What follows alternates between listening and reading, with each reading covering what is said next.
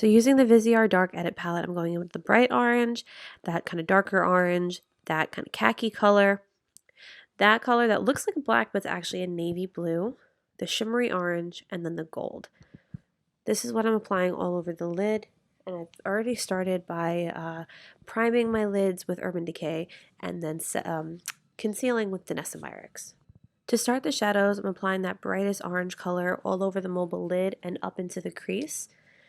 And then I'm kind of just applying it, going to buff it out a bit with my fingers and the brush, and then I'm going to go in with that darker color that I shared, and I'm going to use that. I'm not doing like a cut crease, but I'm definitely keeping the line a little bit more noticeable there, and I'm kind of applying it on that outer V and creating a wing shape. You can do whatever kind of shape that you prefer to do with your eyeshadow. This was just the shape that I wanted to do today. And then to blend out that crease color, I'm going in with that lightest khaki shade on another blending brush.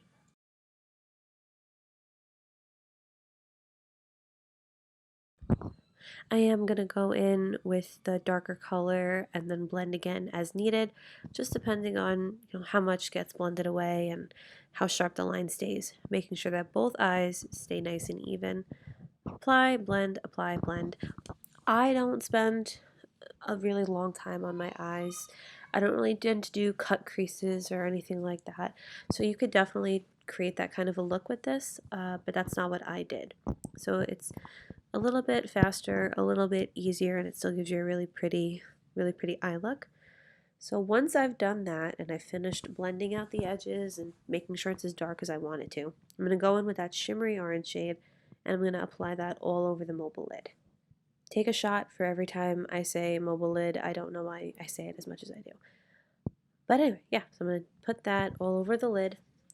A little bit of that gold just on that inner tear duct, and then I'm going to use a brush to take that really dark navy blue. Again, it's picking up more black on camera, but it is a navy blue, very dark, and I'm going to apply that as liner.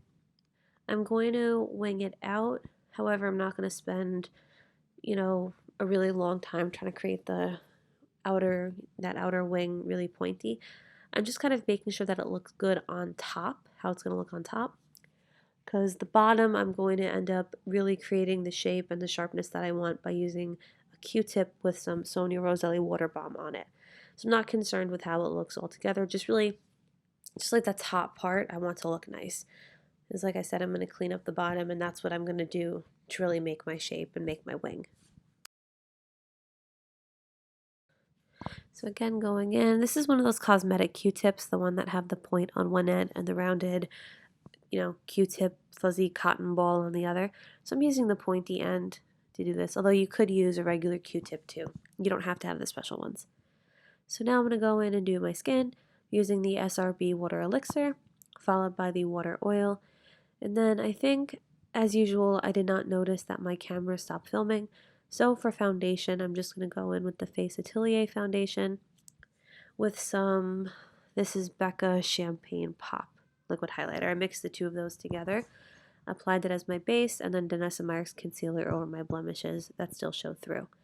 I'm going in with a little bit more of that liquid highlight, just as you can see kind of at the center points of my face. And don't mind that cut bruise thing I've got. My 18-month-old son decided to absolutely rocket launch a block right at my nose from about 20 inches away. So that's what that is. I'm not putting any makeup on it because it was very fresh. But for blush, I'm going in with the really warm kind of peachy tone in the Ben Nye color wheel, the cream blush wheel. So I'm just applying that. I'm going in pretty liberally with the blush and with the bronzer color today. I just wanted to do like a really bold skin look alongside the eye. I wanted to tie those really warm orange tones in. Thought it would be kind of fun, and actually really loved how it looked at the end. So yeah, you can obviously go as light or as heavy as you want with this. It's, as with anything, it's really customizable. But so yeah, just applying the blush until I'm happy, and then I'm going in with that same Face Atelier foundation, just quite a bit darker. This is in the shade 12, and for reference, I'm a shade 4. Just blendy, blendy, blendy. I do also go in with a little bit of this just underneath the jawline. I never do that. I don't think I can remember the last time I tried to contour my jaw. I did it just for shits and giggles, and I don't think I'd really do it on a daily basis, but for the look it was kind of fun to do. So as you can see, like I said, I'm going pretty bold with the colors. It's not heavy, everything is still in light layers, but the colors are still really bold, and I think that's kind of a good way to show that you can do dramatic makeup without it being cakey or heavy. It's all about the colors you choose and the color placement, and not necessarily about how many thick layers you have on.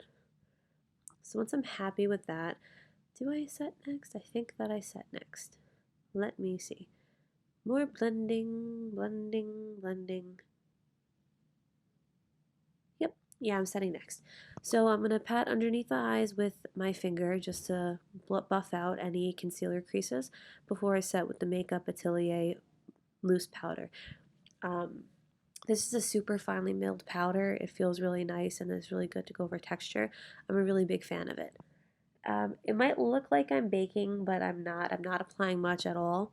I just find that the powder, I don't know if goes on strong is really the right way to put it. And it does, it is safe to use on all different skin tones because it blends away. But as you can see, it just really kind of sharpened up underneath my cheekbones and where I'm applying it. And then, of course, I'm going to go in and buff away all of that excess with a big powder brush and kind of just use whatever's left over on my face to set the rest of my face. I don't like to do a lot of powder, especially for a really glowy look like this.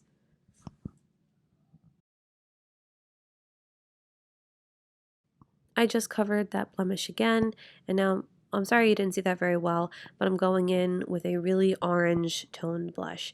Just a little bit. The blush is really, it's a Stylazi I think it's from the Stylazi Barbados palette. It's a really great palette for really deep skin tones, so I'm going in very light-handed with it. But again, I want to continue all those orange tones onto the face. So I mixed those two shades together, that kind of pinky and that gold toned shimmery bronzer color. I cannot for the life of me remember what they're from, but really anything nudes will do that you want to use. It doesn't have to be anything particular, just your favorite bronzer. And I'm curling my lashes and applying 2 coats of mascara to each one, and you'll see right here the fuck up. Don't freak out if you do something like that. Let it dry. That's my biggest advice. Leave it, let it dry. And then once it's dry or mostly dry, it's a lot easier to get off. So I took just that same brighter orange eyeshadow and I brushed that just a little bit underneath my eye, at the bottom lash line. You can definitely do as dark of an under eye as you want. I wanted to just keep the focus on the upper lid and the look I had going up on there. So I didn't do too much to the bottom. You could definitely smoke that out if you wanted to though. For my brows, I wanted a really feathery look. So when I did them, I made sure that I really brushed them up and just kind of did those hair strokes, brushed those out, but then I wanted them to really still remain looking like hair strokes. I did speed this up because, who wants to watch me do my brows for as long as they actually take? But I just did the same thing to the other side. Brushed up, lined, brushed down, lined, etc., until I was happy with the shape, the darkness, and also the overall style. You can do whatever kind of brow that you prefer. If you like a really blocky brow, carved out brow, whatever. I liked the more of that feather style brow for something like this. It's such like a warm look, so much glow to it, and I don't know. I kind of when I was editing this, I realized I reminded myself a little bit of like a pumpkin pirate. So just do whatever you like to do and what you think will go with it. So I'm just setting with a Rimmel Clear Brow Gel. And I think next is when I go in to remove that nice big clump of mascara on my cheek.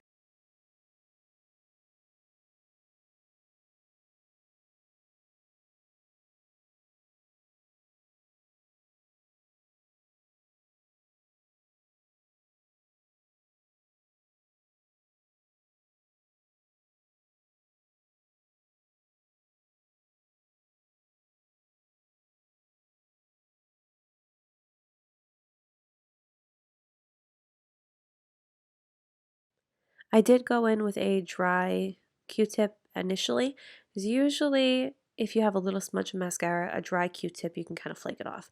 However, it was so thick that it was still a little bit damp on the edges, and you can see it was leaving a little bit of that inky splotch look. So I give it a little lick, and I just very, very, very lightly went over it. It didn't actually even really disturb the makeup underneath it, especially when I went in to blend with my fingers. And then I just reset, as needed. Now, if you've watched my other videos, you'll see I usually go for like a glossy lip. However, there was so much shine going on everywhere, and I really liked those warm browns and oranges I had. So I wanted to kind of stay with the color family, but just kind of make my lips stand out a little bit as opposed to just doing a gloss. So I went in with Face Atelier lip liner in the color Spice, and then I topped that with the NYX Soft Matte Lip Cream in Cape Town.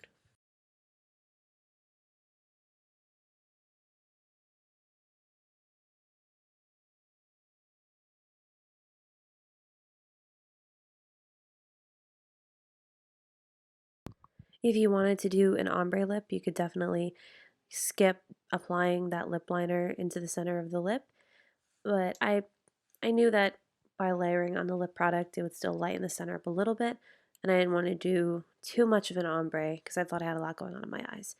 So I just blended that in, made sure everything was nice. Those pointy Q-tips that I used on the eyes are also really good to use to clean up your lip line. So just a tip, obviously. You can use it or not. And finally, I just sprayed with some of this is the blue marble setting spray. Don't get the green marble, by the way. That stuff is for SFX makeup. It's not safe for daily use. This, however, is, and it is very long lasting. This is what I use on all of my makeup clients. This is me, forever awkward, not ever able to take like legitimately attractive photos. And that's when realizing my neck wasn't blended right. Ha ha ha! Oh, and then realizing that, hey, I look good like that. Hello. Wishing I could take a picture, but I can't because I use my laptop to take photos, which is why I'm awkwardly looking over to the side as I speak right now. Here's some more footage of me thinking that I'm attractive, liking the makeup that I did. I actually was really, really feeling this look. I don't think I've done any kind of tones like this in a really long time, and I thought it came out really nice and it looked really great in person too. So definitely recommend doing this if you want something that's really fall-like without your typical, brown smoky eye, really matte skin, that type of thing. But yeah, if you try this look, please tag me on social media and have a good day. Bye.